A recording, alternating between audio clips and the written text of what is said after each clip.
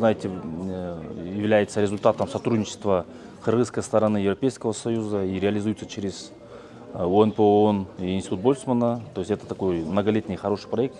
И его основной целью была оцифровка системы правосудия, вообще всех процессов и системы пробации для того, чтобы у граждан и у тех лиц, которые попадают в орбиту системы правосудия, были такие очень эффективные процедуры.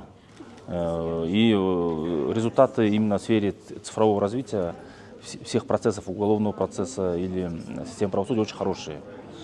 И для пробации, если отдельно сказать, то тоже выстроена система, которая позволяет и как осуществлять хороший контроль за клиентами пробации, и в то же время не допускать излишнего вмешательства в жизнь клиентов пробации. Система пробации, вообще механизм пробации настроен так, чтобы лица не находились в тюрьмах, а находились дома, но под контролем. И это помогает, конечно же, уменьшать, если очень просто говорить, уменьшать количество лиц в пенитенциарной системе, то есть тюремное население. И действительно, у нас одни из самых лучших показателей в мире по уменьшению тюремного населения в Кыргызстане. Ну, это привело к тому, что у нас нет проблемы перенаселенности тюрем, как в других странах. У нас, наоборот, закрываются некоторые тюрьмы. Вы знаете, что в центре даже города Бишкек огромное количество гектаров было выделено под госипотечные дома именно за счет того, что закрылись исправительные учреждения, то есть тюрьмы там. И этот процесс, конечно, у нас очень хороший, поэтому как пример практика Кыргызстана показывается многим странам мира сейчас. По поводу обращения граждан, у нас автоматизирована новая система, это краткий СССР. В данной системе, автоматизированной системе, куда наши граждане могут обратиться в онлайн-режиме. Вся система она у нас автоматизирована. Любые жалобы в случае обращения граждан именно в Генеральную прокуратуру или любые именно областные структуры, наши сотрудники в реальном режиме могут видеть любую жалобу, полностью ознакомиться со всеми материалами. По поводу проведения судебного заседания в режиме недавно были внесены уголовно-процессуальный кодекс, гражданско-процессуально-административный процессуальный кодекс изменений, где будет отражено, что по ходатайству участников процесса и по инициативе суда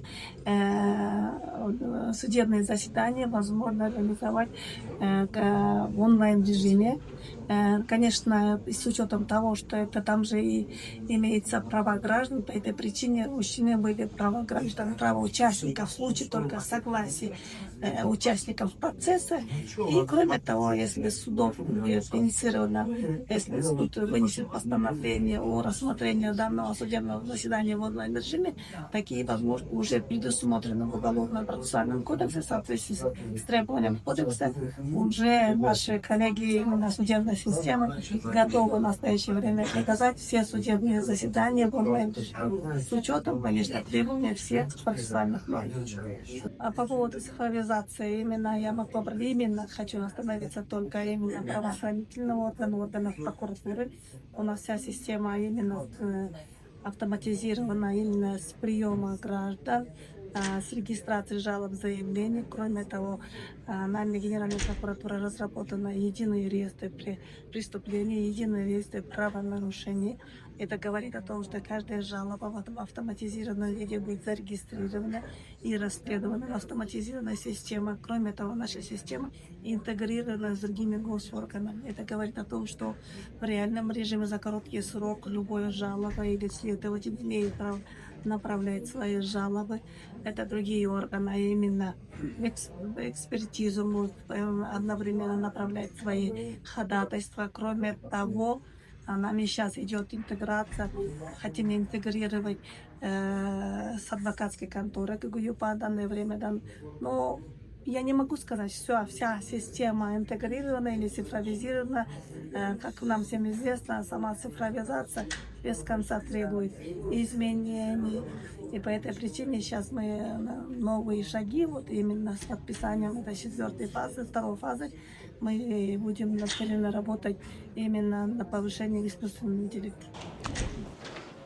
Бул дорболду 4 жылдан бери биз иш алып барабыз. Дорбо бул жерде Европейский Союз каржылап, ОНПО, жана институт по правам человека Людвига Больцмана деген ошолор менен чогуу иштеп көп жетишкенге жеттик. Биринчиден ушул институт пробация өнүгүп өзүнүн азыр бүгүнкү күндө ишин алып баратат. Жаңы системалар түзүлүп, информационный система түзүлүп, ошол биздин система толугу менен единый реестр преступления менен туташып, Генеральный прокуратуранын көзөмөлүндө иштеп жатабыз биз. Кылмышкерлердин ошо пробацияга чыгаргандагысы бир ошол эменин аркасында бир жеңилдиктер болуп атабы, бир түрмөдөн азайып же болбосо аларга бир социалдык жанагы оңдоо түзүүдөгү өзгөчөлүктөр барбы?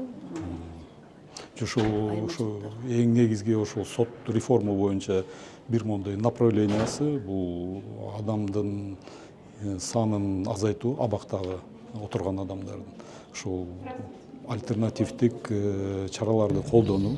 Ошол биз именно пробация ошол альтернативдик чара колдонуп, сот тараптан ошол кайрадан ресоциализация жасап жатабыз бүгүнкү күндө.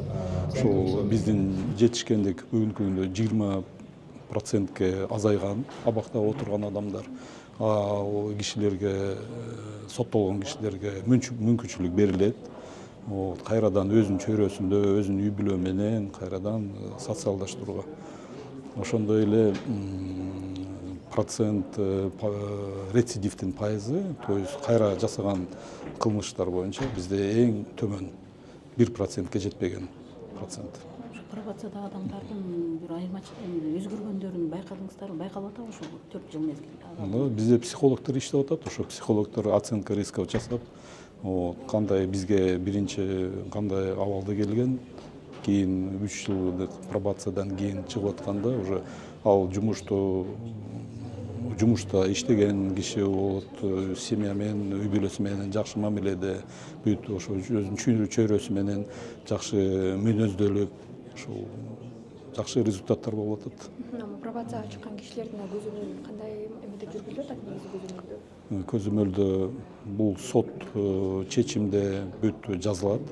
Требования, обязанность деген бар. Ошол определенный мондой требования коюлат, талаптар коюлат и бир милдеттемелер жазылат. Үйдөн чыкпоо, бир жерлерге барбоо, ошондой эле 2 жолу келип профбеседадан өтүп, биздин реабилитациялык программалардан өтүү, коррекционный программалардан өтүү. Ошол милдеттемелерди бүт аткаргандан кийин адам өзү жакшы мондой кайрадан өзүнүн чөйрөсүнө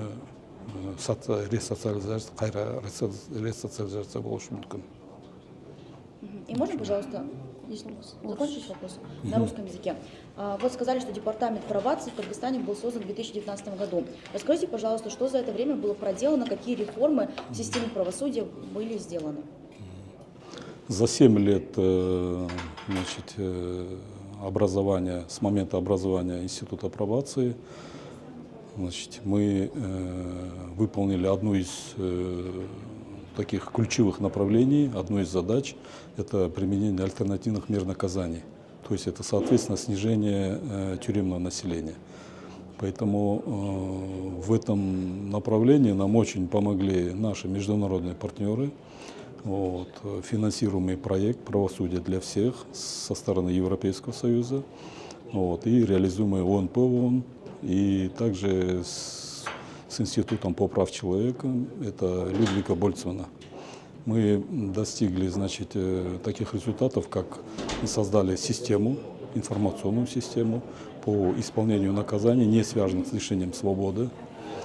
Также мы интегрированы на сегодняшний день в единый реестр преступлений.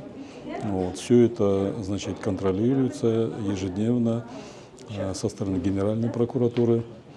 И у нас, повышена очень материально-техническая база. Помогли доноры с ремонтом зданий, помещений. Также были выделены автотранспортные средства и, соответственно, оргтехника.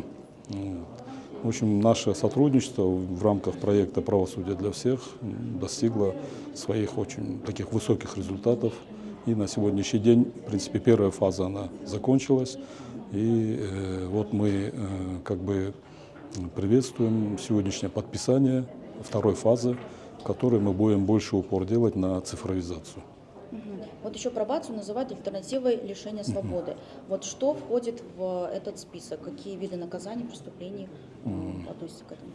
Первоначально, значит, в этот список входил менее тяжкие преступления, преступления небольшой тяжести, но с введением в 2021 году новых кодексов, значит, и тяжкие преступления, да, были введены под применение пробации. Это альтернативная мера пробации, то есть человек, он осуждается на определенный срок, но изучая его личность, вот, учитывая характер преступления, суды выносят решение по применению альтернативной меры, тоже на пробацию, чтобы человек исправлялся в кругу своей семьи, находился в кругу своего сообщества, в котором он, значит, живет, и он проходит определенные программы, реабилитационные программы, коррекционные программы, и начинает реинтегрироваться, ресоциализироваться. Ну вот за 7 лет вы говорили об успешности проекта, что снизился значительно уровень тюремного населения, но при этом как обстоят дела с кадрами? Для пробации, института пробации нужно же, это же такая комплексная работа, что с этим сейчас? С кадрами, значит, в юракадемии специальность мы открыли по пробации. В прошлом году были первые выпускники, 4 выпускника именно по специальности пробация. Кадров мы начинаем готовить. Сейчас опытные кадры, которые перешли с системы государственной службы исполнения наказаний, вот это наша база. Вот, а к ним молодые кадры поступают, они обучаются. Есть институт наставничества у нас в департаменте. Вот, также мы открыли учебный центр. Вот, в учебном центре постоянный учебный процесс проходит. В прошлом году, в 2025 году, мы ввели учебный модуль, нашу АИС пробации, автоматизированную информационную систему пробации, учебный модуль. То есть каждый сотрудник ежемесячно проходит обучение, да, в онлайн-режиме. Вот вы еще упоминали про рецидив.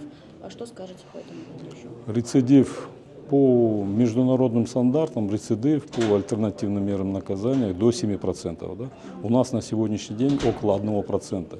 То есть если за год у нас проходит через пробацию от 13 тысяч до 15 тысяч клиентов пробации, вот, в прошлом году было совершено 140 повторных преступлений. Да? Это составляет около 1%. Да? То это очень маленький процент, если сравнивать с международными стандартами.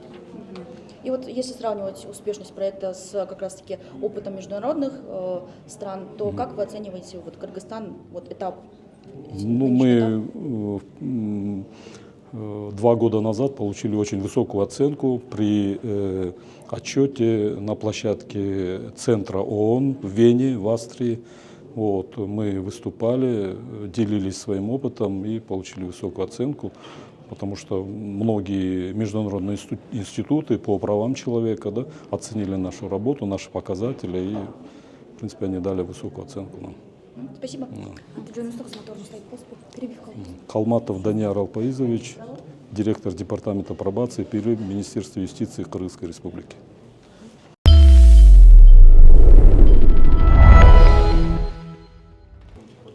Мен ушул долбоор бир нече жылдар бою иштеп келди. Бирок мен башынан эле айтып кетишим керек, бул долбоор бүгүн бүткөн жок, бул кайра эле уланып кетип атат. Бул долбоордун иш чаралары ушул сот системасын, пробация системасын, негизи эле прокуратуранын ишин бүт жерде санариптештирүү маселесин мындай ылдамдыгын жогорулатуу кылып, биздин жарандарга да жакшыраак шарттар түзүп берүү болчу да. Ошондуктан бүгүн бизде бүт процедуралар, системалар санариптештирүүдөн өттү. Бүгүн билесиздер, соттордогу, укук коргоо органдары дагы, пробация системасы дагы жаңы деңгээлде, жаңы шарттарда иштейт. Бул биздин жарандарга дагы, биздин кардарларга дагы жакшы деп биз ойлойбуз. Сіздер білесіздер, ушу пробация системасында азыр көп жарандар мисалы жеңіл кылмыш кылса түрмөгө барбайт, ал пробация системасына барат. Ал жерде же мобилдик тиркеме менен же электрондук браслет менен жүрүп калышы мүмкүн. Контроль бар, бирок ал түрмөдө эмес да. Ушунун артынан биз дагы карап келдик. Кайрадан кылмыш жасагандардын пайызы да төмөндөдү. Бирок эң негизгиси бул жалпысын айтканда бүт пробация өзүнчө болбойт да, сот өзүнчө болбойт, укук коргоо органдарынын жумушу да өзүнчө болбойт. Ушу үч чоң бөлүктө бири-бири менен кошулуп бир туура нукта иштегени санариптештүү жолу менен мынакей. Бул биз ойлойбуз ушул адилеттүүлүккө мындай жеткенге шарттар түзүп берди да, жакшыраак жеткенге биздин жарандарга.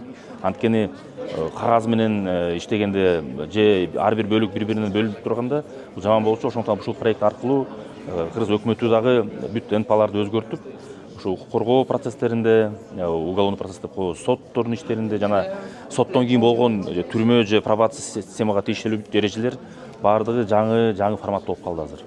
Ошондо санариптештирүү ошол проект негизинде бүт эле ошо биз ошо кыймылчылыкту сот системасын өнүктүрүүдөгү иштерге баратабызбы ошондо? Ооба, ошо кылмыштуулукту мындай төмөндөтүш үчүн санариптештирүү бул эң негизги чечим да. Анакей окуп көрсөңүздөр деле болот, бул жаңы проект, азыр бүгүн да жаңы этап башталып атат да. Анын эң негизги акценти бул санариптештирүү болот да. Процесстердин, көзөмөлдүн бүт аспекттерде ушу санариптештирүү эң негизги чечим, кадам деп биз эсептейбиз. А вот помимо цифровизации будете ли делать лишь в дальнейшем на других аспектах какие-то акценты? Конечно, там очень много, я просто упростил цифровизация, но там очень много упрощения процедур, упрощения инструкций, эффективность, недопущение преступлений, превентивная, работа с семейным насилием отдельно идет. То есть очень много аспектов. Мы очень просто упрощенно говорим, как цифровизация. Но там пересмотр всех процедур, правил и подходов. А вот как сейчас обстоят дела с мониторингом? Допустим, неоднократно уже обсуждалось о проведении трансляций судебных разбирательств. Вот что с этим сейчас? Ну, вы знаете, что Верховный суд Кыргызской Республики начал трансляции некоторых процессов. Конечно, они еще нарабатывают техники, но уже началось. Вот по семейному насилию было, по мошенничеству. Они будут проводить все больше и больше процессов в онлайн-режиме. И сторонам не нужно приезжать, и еще и показывать тоже будут в живой трансляции. Это, конечно, повышает качество правосудия, это граждане видят реальную картинку. И, конечно же, это тоже хороший превентивный эффект тоже имеет.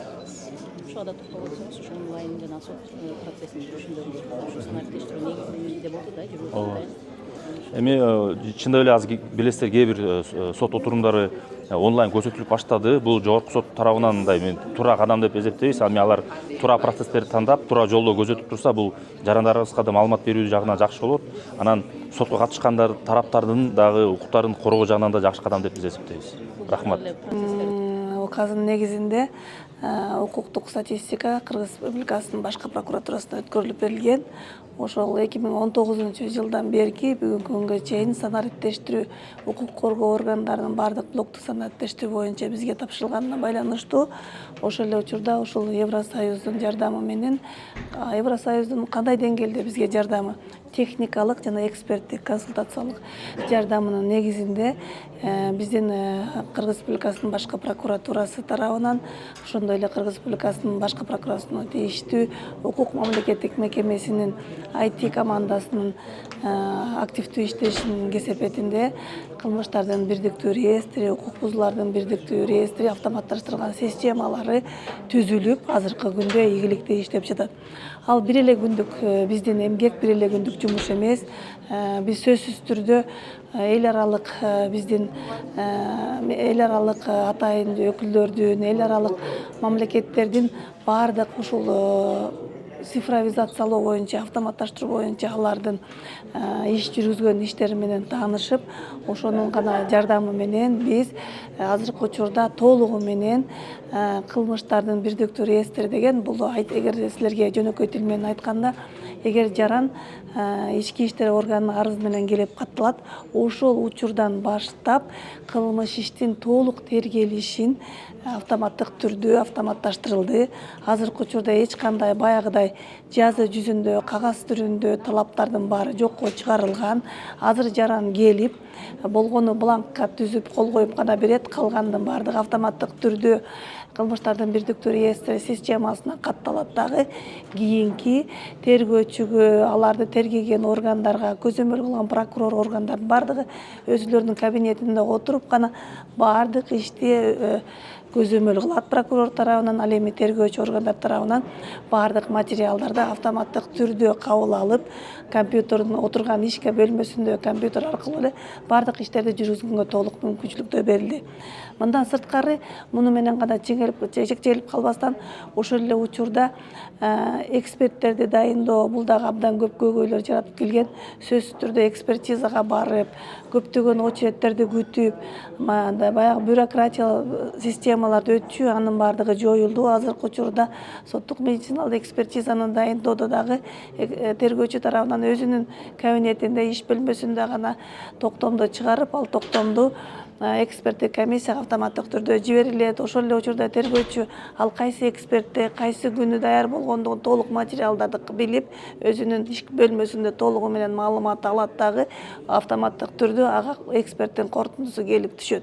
Мындан сырткары прокурордук көзөмөл автоматташкан системанын негизинде абдан жогорку деңгээлге жетти. Анткени ар бир прокурор көзөмөл кылчу гана прокурор тарабынан ар бир кылмыш иштин кайсы стадиясында турганын, ким суракка алынды, кандай сурак алынды, кандай тергөө аракеттери жүргүзүлдү, бөгөт коюу чарасы убагында каралдыбы, ошонун баардыгын азыркы учурда реалдуу режимде башкы прокуратуранын кызматкерлери, көзөмөл кылган прокурордун баары жеринде өзүнүн кызматтык бөлмөсүндө көзөмөлдү жүргүзөт. Мурда билесиздер, кылмыш ишти талап кылып, чакыртып алып, аны күтүп, качан келет деген ошондой жагдайлар болгон. Мындан сырткары деги эле жарандардын кайрылуулары боюнча дагы атайын автоматташтырылган системалар түзүлгөн. Ал дагы жаран кабыл алганда мурда башкы прокуратура, өзүңөр билесиңер, көп жарандар арыз даттануулар менен кайрылып турат. Биз дагы ал арызды даттануучуну кабыл алуу үчүн көп убакыт талап кылынып, ал региондон, башка областтан ал маалыматты талап кылып гана күтүп, убакыт өткөрүп гана аларга жооп берчүбүз. Азыр анын баардыгы жоюлган, автоматтык режимде арыз даттануулар катталгандыгына байланыштуу ар бирибиз өзүбүздүн кабинетибизде отуруп, иш бөлмөбүздө арыз даттануучу штрих-кодун гана аныктап эле ошонун негизинде толугу менен экрандан ачып, эч кандай кошумча маалыматтарды талап кылбайбыз. Анткени биздин алдыбызда толук маалыматтар, ошол жабырлануучунун арызы, түшүнүктөрү, тиркелген маалымат, документтердин баардыгын автоматтык түрдө реалдык режимде ошол эле убакытта, ошол учурда көргөнгө толук мүмкүнчүлүгүбүз бар. Мындан сырткары биздин кылмыштардын бирдиктүү реестр системасынын автоматташтырылган кесепетинен азыркы учурда баардык статистикалык отчеттор, ошол эле баардык маалыматтар, азыркы учурда көйгөй жаратып жаткан жана үй бүлөлүк зомбулукка каршы кылмыштуулук болуп атат, мүмкүнчүлүгү чектелген жарандарга алар кылмыштар ким тарабынан, балдар тарабынан жасалды деги эле анализ жүргүзүүгө кандайдыр бир маалымат алуу биз үчүн толугу менен жеңилдетилген, эч кандай кошумча күчтүн, кошумча убакыттын кереги жок. Ал автоматтык режимде гана биздин кызматкерлер системанын кнопкаларды басып, тапшырманы гана берип, канча наркотика боюнча, адам өлтүрүү болобу, ар кандай кылмыштарда, ошо болобу ууруу эле деп алсак, кылмыштар ким тарабынан жасалат деген ошонун баардыгы азыр автоматтык түрдө биздин системалар өздөрү санап берип, биздин кызматкерлердин дагы укук коргоо органдарынын жүгүн абдан жеңилдетти. Бул биздин мамлекеттик башчыбыз Садыр Нуркожоевич өзү белгилеп аткандай көптөгөн ресурстар, бюджеттен көптөгөн акча каражатты расходтолчу билесиздер. Анын баарын отуруп алып, күнү түнү санашчы, атайын бланктарга чыгарып алып, анын баардыгы толугу менен жокко чыгарылган. Азыр баардыгы автоматтык түрдө чыгарылат. Ошондой эле бизде мамлекеттик органдан башка коомдук уюмдардын, журналисттер тарабынан иликтөө учурларында бизге ар кандай кайрылуулар келет. Ошонун баардыгын мурда алыш үчүн биз региондордон запрос кылып, ар бир маалыматты күтүп, убакыт талап кылып, убагында бербей калган учурлар болуп келген. Бирок анын баардыгы азыр четке кагылды. Азыр автоматтык түрдө убакыттын үнөмдүү убакыты менен эле реалдуу режимде силерге каалаган маалыматты алып бергенге толук мүмкүнчүлүгүбүз бар. Айтсаңыз, негизи эле ошол айтып атпайсызбы, автоматташтырылган негизде жарандардан арыз кайрылуулар түшөт деп, ошолордун санынан мындан тышкары санариптештирүүнүн алкагында эле сот процесстери дагы баягы онлайн форматта эл дагы көрө ала тургандай тартипке өтпөдү эле. Ошондойлордун баардыгы учурда ишке ашкандан бери канча болду? Жалпы статистикага токтоло кетсеңиз. Статистика толук кандуу менде статистика жок азыр жанымда, бирок соттук процесстер боюнча бул эме кылмыш жаза, граждандык, административдик баардык кодекстерге жакында эле өзгөртүүлөр киргизди. Ал жерде баардык соттук процесстер онлайн режимде. Мурда эле негизи эле закон талабына ылайык баардык соттук процесстер ачык айкын өтүш керек деген норма, бул мурдадан келаткан норма. Анан азыр цифровизация, дүйнө өнүгүп атат, технология өнүгүп атканына байланыштуу ал процесстерди онлайн режимде өткөрүү боюнча дагы мыйзамда мурда тоскоолдуктар бар болчу. Ошол себептен мыйзамга атайын нормалар киргизди. Ал мыйзам талабына ылайык соттун өзүнүн демилгеси боюнча же сотко катышуучулардын демилгеси өтүнүчү боюнча ал процесстер онлайн режимде өткөрүүгө толук мүмкүнчүлүктөр берилди. Азыр сот тарабынан, сот системасы тарабынан ошондой кабинеттер атайын даярдалып атат. Анткени видеокамера, баягы сырттан онлайн режимде укканда толук кандуу угуп ошол мамиле болушу үчүн мүмкүнчүлүктөр боюнча азыр мен дагы массалык маалымат каражаттарын уктум. Атайын соттук залда дайындалып атыптыр, но келечекте мунун баардыгы онлайн режимде болот. Анткени бул мамлекеттик башчынын биздин астыбызга койгон биринчи талаптары. Ал эми именно укук коргоо органдары, прокуратура системасында болсо бул чечимдер боюнча бизде эч кандай көйгөй жаратпайт. Бизде толугу менен техникалык жактан камсыз болгонбуз. Мамлекет тарабынан бул коомчулуктар тайынаган Евросоюз уюму бизге кандай жардам берет деген силерди кызыктырышы мүмкүн. Ал суроону беришиңиздер мүмкүн. Евросоюз тарабынан бизге техникалык жардам берип келишти. Буга чейин техникалык бул ошол эле серверлерди, компьютерлерди алып берген. Мындан сырткары бир эле автоматташтырылган системаны түзүп коюу менен эч качан жумуш чектелбейт экен. Анткени автоматтык системаны түзгөндөн кийин аны окутуу кайра ошол эле биздин кызматкерлерге үйрөтүү жагы, ошол эле укук коргоо органдарына үйрөтүү жагы экинчи биздин кадамыбыз экен. Ошол себептен биз бир эле системанын түзүү менен токтолуп калбастан аларды ошону иштөөгө кандай деңгээлде алып баруу жагын үйрөтүп жатабыз. Бул долбоорду 4 жылдан бери биз иш алып барабыз. Долбоор менен бул жерде Европейский союз каржылап, УНПО жана Институт по правам человека Людвига Больцмана деген ошолор менен чогуу иштеп көп жетишкерге жеттик. Биринчиден ушул Институт пробация өнүгүп өзүнүн азыр бүгүнкү күндө ишин алып баратат. Жаңы системалар түзүлүп, информационный система түзүлүп, ошол биздин система толугу менен единый реестр преступления менен туташып Генеральный прокуратуранын көзөмөлүндө иштеп жатабыз биз. Кылмышкерлердин ошо пробацияга чыгаргандагысы бир ошол эменин аркасында бир жеңилдиктер болуп атабы, бир түрмөдөн азайып же болбосо аларга бир социалдык жанагы оңдоо түзүүдөгү өзгөчөлүктөр барбы? Ошо эң негизги ошол сот реформа боюнча бир моундай направлениясы бул адамдын санын азайтуу, абактагы отурган адамдардын. Ошол альтернативдик чараларды колдонуу. Ошол биз именно пробация ошол альтернативдик чара колдонуп, сот тараптан биз ошого кайрадан ресоциализация жасап жатабыз бүгүнкү күндө. Ошол биздин жетишкендик бүгүнкү күндө 20%ке азайган абакта отурган адамдар. Ал кишилерге, соттолгон кишилерге мүмкүнчүлүк берилет. Кайрадан өзүнүн чөйрөсүндө, өзүнүн үй бүлө менен кайрадан социалдаштырууга. Ошондой эле процент рецидивдин пайызы, то есть кайра жасаган кылмыштар боюнча бизде эң төмөн 1%ке жетпеген процент. Пробацияда адамдардын бир айырмачылыгын өзгөргөндөрүн байкадыңыздарбы? Байкалып атабы ошол 4 жыл мезгилде? Бизде психологдор иштеп атат. Ошо психологдор оценка рисков жасап, кандай бизге биринчи кандай абалда келген, кийин 3 жылдык пробациядан кийин чыгып атканда уже ал жумушту жумушта иштеген киши болот, семья менен, үй бүлөсү менен жакшы мамиледе, бүт ошо өзүнүн чөйрөсү менен жакшы мүнөздөлүп, ошол жакшы результаттар болуп атат. Пробацияга чыккан кишилердин көзөмөлү кандай эмеде жүргүзүлүп атат негизи көзөмөлдө? Көзөмөлдө бул сот чечимде бүт жазылат. Требования, обязанность деген бар. Ошол определенный мондой требования коюлат, талаптар коюлат и бир милдеттемелер жазылат. Могу үйдөн чыкпоо, бир жерлерге барбоо, ошондой эле эки жолу келип профбеседадан өтүп, биздин реабилитациялык программалардан өтүү. Коррекционный программалардан өтүү. Ошол милдеттемелерди бүт аткаргандан кийин адам өзү жакшы мондой кайрадан өзүнүн чөйрөсүнө ресоциализация болушу мүмкүн.